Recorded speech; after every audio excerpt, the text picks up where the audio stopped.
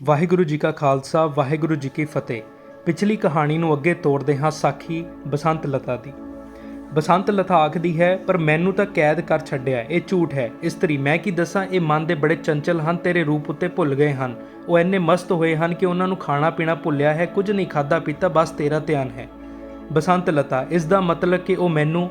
ਇਸਤਰੀ, ਨਹੀਂ, ਡਰਨ ਦੀ ਕੋਈ ਲੋੜ ਨਹੀਂ, ਉਹ ਤੇਰੇ ਨਾਲ ਧੱਕਾ ਨਹੀਂ ਕਰਨਗੇ। ਸਮਝਾਵਾਂਗੀ, ਮੇਰੀ ਉਹ ਮੰਨਦੇ ਹਨ, ਤੇਰੇ ਨਾਲ ਧੱਕਾ ਨਹੀਂ ਕਰਨਗੇ। ਜੇ ਤੇਰੀ ਮਰਜ਼ੀ ਨਾ ਹੋਵੇ ਤਾਂ ਉਹ ਤੇਰੇ ਸਰੀਰ ਨੂੰ ਹੱਥ ਵੀ ਨਹੀਂ ਲਾਉਣਗੇ। ਬਹੁਤ ਚੰਗੇ ਹਨ, ਐਵੇਂ ਡਰ ਕੇ ਤਨ ਦਾ ਲਹੂ ਨਾ ਸਕਾ। ਬਸੰਤ ਲਤਾ, ਮਾਈ ਤੇਰੀਆਂ ਗੱਲਾਂ ਚੰਗੀਆਂ ਨਹੀਂ, ਤੂੰ ਜ਼ਰੂਰ। ਇਸਤਰੀ, ਰਾਮ ਰਾਮ ਕਹੋ ਪੁੱਤਰੀ, ਤੇਰੇ ਨਾਲ ਮੈਂ ਕੋਈ ਧੋਖਾ ਕਰਨਾ ਹੈ? ਫਿਰ ਤੇਰਾ ਮੇਰਾ ਧਰਮ ਇੱਕ, ਰੋਟੀ ਖਾ, ਰਾਮ ਦਾ ਨਾਮ ਲੈ, ਜੋ ਸਿਰ ਬਣੇਗੀ ਚੱਲੀ, ਪਰ ਭੁੱਖੀ ਤਾਂ ਨਾ ਮਰ, ਭੁੱਖਾ ਮਰਨਾ ਠੀਕ ਨਹੀਂ। ਚੰਦਰ ਪ੍ਰਭਾ ਦੀ ਪ੍ਰੇਰਨਾ ਕਾਰਨ ਅਤੇ ਸੌਹਾਂ ਖਾਣ ਕਾਰਨ ਬਸੰਤ ਲਤਾ ਨੇ ਰੋਟੀ ਖਾ ਲਈ। ਉਹ ਕਈ ਦਿਨ ਦੀ ਭੁੱਖੀ ਸੀ। ਰੋਟੀ ਖਾ ਕੇ ਪਾਣੀ ਪੀਤਾ ਤੇ ਸਤਿਗੁਰੂ ਮਹਾਰਾਜ ਦਾ ਧੰਨਵਾਦ ਕੀਤਾ। ਉਹ ਦਿਨ ਗਿਆ ਤੇ ਅਗਲਾ ਦਿਨ ਆਇਆ। ਸਮੁੰਦ ਖਾਂ ਦੀ ਰਾਤ ਮੁਸ਼ਕਲ ਨਿਕਲੀ, ਦਿਨ ਨਿਕਲਣਾ ਔਖਾ ਹੋ ਗਿਆ। ਉਹ ਬੰਦੀਖਾਨੇ ਵਿੱਚ ਗਿਆ ਤੇ ਉਸਨੇ ਬਸੰਤ ਲਤਾ ਨੂੰ ਜਾ ਦੇਖਿਆ। ਬਸੰਤ ਲਤਾ ਉਸ ਵੇਲੇ ਆਪਣੇ ਸਤਿਗੁਰੂ ਜੀ ਦਾ ਧਿਆਨ ਧਰ ਕੇ ਅਰਦਾਸ ਬੇਨਤੀਆਂ ਕਰ ਰਹੀ ਸੀ। ਜਦੋਂ ਸਮੁੰਦ ਖਾਂ ਨੇ ਆਵਾਜ਼ ਦਿੱਤੀ ਤਾਂ ਉੱਠ ਕੇ ਕੰਧ ਨਾਲ ਲਾ ਕੇ ਖਲੋ ਗਈ ਤੇ ਉਸ ਵੱਲ ਇਉਂ ਦੇਖਣ ਲੱਗੀ ਜਿਵੇਂ ਭੁੱਖੀ ਸ਼ੇਰਨੀ ਕਿਸੇ ਸ਼ਿਕਾਰ ਵੱਲ ਦੇਖਦੀ ਹੈ ਕਿ ਸ਼ਿਕਾਰੀ ਦੇ ਵਾਰ ਕਰਨ ਤੋਂ ਪਹਿਲਾਂ ਉਸ ਉੱਤੇ ਐਸਾ ਵਾਰ ਕਰੇ ਕਿ ਉਸ ਦੀਆਂ ਅੰਤੜੀਆਂ ਬਾਹਰ ਖਿੱਚ ਲਵੇ। ਪਰ ਉਹ ਖਲੋ ਕੇ ਦੇਖਣ ਲੱਗੀ ਕਿ ਸਮੁੰਦ ਖਾਂ ਕੀ ਆਖਦਾ ਹੈ।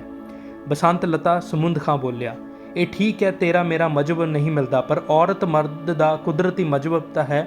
ਤੇਰੇ ਕੋਲ ਜਵਾਨੀ ਹੈ, ਇਹ ਜਵਾਨੀ ਨੂੰ ਐਵੇਂ ਨਾ ਗਵਾ। ਆਰਾਮ ਨਾਲ ਰਹੋ, ਤੇਰੇ ਸਾਥੀ ਨਹੀਂ ਰਹੇ, ਉਹਨਾਂ ਨੂੰ ਲਸ਼ਕਰ ਨੇ ਚੁਣ ਕੇ ਮਾਰ ਦਿੱਤਾ ਹੈ। ਤੇਰਾ ਗੁਰੂ।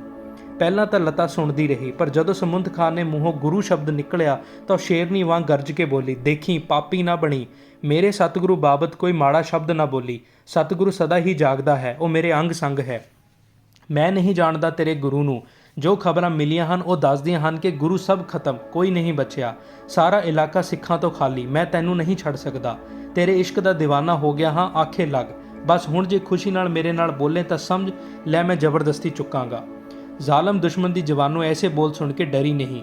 ਉਸ ਨੂੰ ਆਪਣੇ ਸਤਿਗੁਰੂ ਮਹਾਰਾਜ ਦੀ ਅਪਾਰ ਸ਼ਕਤੀ ਤੇ ਮਾਣ ਸੀ। ਉਸਨੇ ਆਖਿਆ, ਮੈਂ ਲੱਖ ਵਾਰ ਆਖ ਚੁੱਕੀ ਹਾਂ, ਮੈਂ ਮਰ ਜਾਵਾਂਗੀ ਪਰ ਕਿਸੇ ਮਰਦ ਦੀ ਸੰਗਤ ਨਹੀਂ ਕਰਨੀ।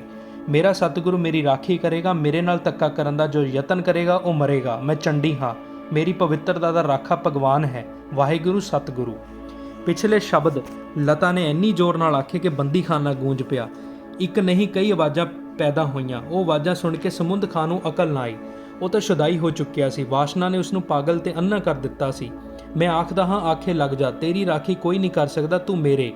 ਇਹ ਆਖ ਕੇ ਉਹ ਅੱਗੇ ਵਧਿਆ ਤੇ ਉਸਨੇ ਬਸੰਤ ਲਤਾ ਨੂੰ ਜੱਫੀ ਵਿੱਚ ਘੁੱਟਣ ਲਈ ਬਾਹਾਂ ਫੈਲਾਈਆਂ ਤਾਂ ਉਸਦੀ ਇੱਕ ਬਾਂਹ ਨੂੰ ਦਰਦ ਜਿਹੀ ਹੋਈ। ਉਸ ਵੇਲੇ ਬਸੰਤ ਲਤਾ ਪੁਕਾਰ ਉੱਠੀ, ਜ਼ਾਲਮ ਪਿੱਛੇ ਹਟ ਜਾ, ਉਹ ਦੇਖ ਮੇਰੇ ਸਤਿਗੁਰੂ ਜੀ ਆ ਗਏ ਹਾਂ, ਆ ਗਏ।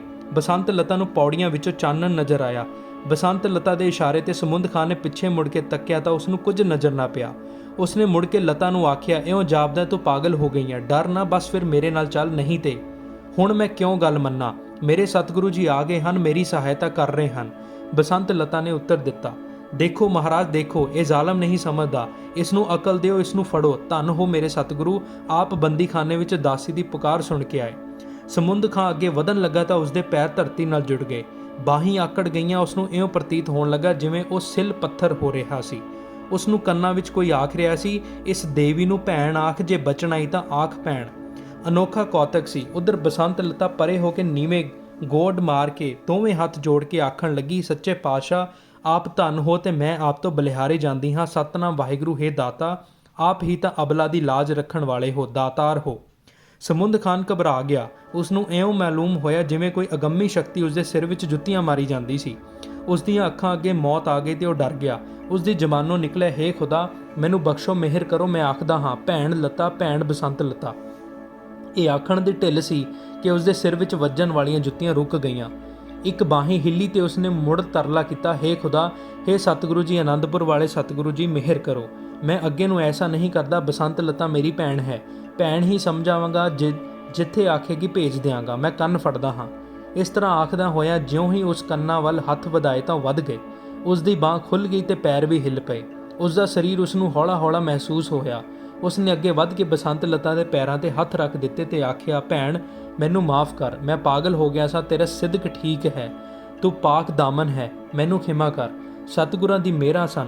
ਮੈਂ ਕੌਣ ਹਾਂ? ਸਤਿਗੁਰੂ ਜੀ ਹੀ ਤੈਨੂੰ ਮਾਫ ਕਰਨਗੇ। ਮੈਂ ਬਲਿਹਾਰੇ ਜਾਵਾਂ ਸੱਚੇ ਸਤਿਗੁਰੂ ਤੋਂ। ਬਸੰਤ ਲਤਾ ਨੇ ਉੱਤਰ ਦਿੱਤਾ ਤੇ ਉੱਠ ਕੇ ਖਲੋ ਗਈ।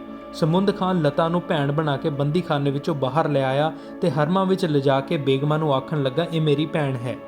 ਬਸੰਤ ਲਤਾ ਦਾ ਬੜਾ ਸਤਿਕਾਰ ਹੋਇਆ, ਉਸ ਨੂੰ ਦੇਵੀ ਸਮਝਿਆ ਗਿਆ। ਕੋਈ ਖੁਦਾਈ ਸ਼ਕਤੀ ਵਾਲੀ ਪਾਕ ਦਾਮਨ ਇਸਤਰੀ ਤੇ ਉਸ ਨੂੰ ਬੜੀ ਸ਼ਾਨ ਨਾਲ ਆਪਣੇ ਕਿਲੇ ਵਿੱਚੋਂ ਤੋਰਿਆ। ਘੋੜ ਸਵਾਰ ਨਾਲ ਦਿੱਤੇ, ਲੀੜੇ ਤੇ ਨਗਦੀ ਰੁਪਏ ਦਿੱਤੇ, ਉਸੇ ਤਰ੍ਹਾਂ ਜਿਵੇਂ ਇੱਕ ਭਰਾ ਸਕੀ ਭੈਣ ਨੂੰ ਤੋਰਦਾ ਹੈ। ਚੰਦਰ ਪ੍ਰਭਾ ਵੀ ਉਸ ਦੇ ਨਾਲ ਤੁਰ ਪਈ ਤੇ ਰਾਹ ਵਿੱਚ ਪੁੱਛਦੇ ਹੋਏ, ਸਤਿਗੁਰੂ ਜੀ ਕਿੱਧਰ ਨੂੰ ਗਏ?